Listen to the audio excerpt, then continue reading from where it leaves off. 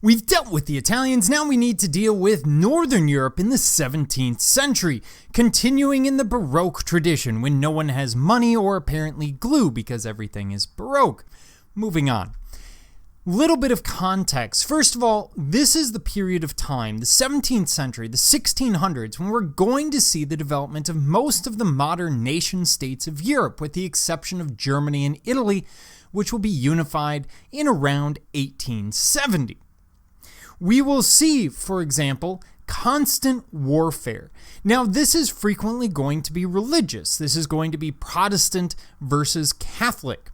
But there's constant warfare between the states as well. In fact, the vast majority of the time during this century, some major power in Europe will be at war with some other major power in Europe. And this is not war as we know it today. These are tens of thousands of troops at a time, not massive air forces and everything else, but it's still total warfare. So what you're going to see is as the armies march through an area, even an area that they occupy, they will frequently use all of the crops. They will take advantage of the people living there. It basically destroys everything between wherever that army is from and the front line. And if you're in enemy territory, well, it gets even worse. You tend to destroy everything they have, loot everything they have, and take advantage of the people there in every way imaginable. We will see the rise of secular rule. Now, we tend to think of the idea of church and state as something that is typically American, something a little bit later, but really it starts much, much earlier. And what you're seeing here are secular political systems. So the rulers are separating themselves from the church, and they're doing so to avoid the interactions. If you're a Protestant ruler, of course, you're going to want to separate yourself from the Catholic Church. And if you're a Catholic ruler, you don't really want the constant oversight that comes with it. So that becomes an issue. We see secular political rule. We will see the rise of national banks and exchange. Now, we've talked about Florence, for example, and the gold florin, the Medici banks. But here you're starting to see national banks pop up that will back these smaller banks in the area and create sort of standardized exchange. Very, very important if there's going to be trade, because you need to know that the gold that you get from one place is equal to the gold you get from another. Otherwise, trade becomes nearly impossible. We will also see colonization, and this is a different kind of colonization. We'll see colonization again in the 19th century as a major issue. But here they're colonizing primarily the New World. And I say primarily because, of course, parts of Africa will be largely colonized. Parts of India will be colonized, although we don't typically think of it that way, but that's exactly what's happening.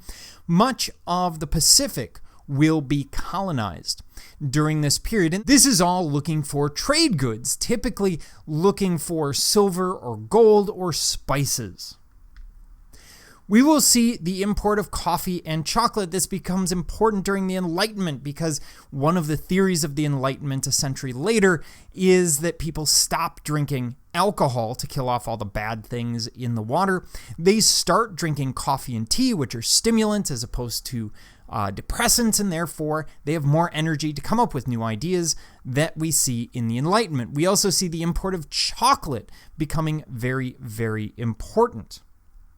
Finally, we see what's called the Carmine Red, the Red Wars, all over this idea of Carmine Red. The Spanish have this red color. Today we call it madder red, but basically what this is the blood of the cochineal beetle, which you see over here on the left. The female cochineal beetle, it grows on cacti that you find in northern South America. When you crush them up, it looks very much like this. We still use it today for everything from lipstick to red sodas. Pretty much anything red that has quote-unquote natural ingredients will contain, ground up bugs. But why does this become important? Well, for 300 years, the English are trying to figure out where the Spanish are getting this red because it's a major export. Color is always a major export, and the Spanish are constantly misleading, saying it's a root, saying it's a dye, all these different things. The English can't figure it out. Eventually, the English do, and Carmine Red comes to the world, but for a long period of time, the Spanish will have a monopoly on it, and that's going to give them a great deal of power, economically speaking. So, let's move on to the art of Northern Europe in the 17th century.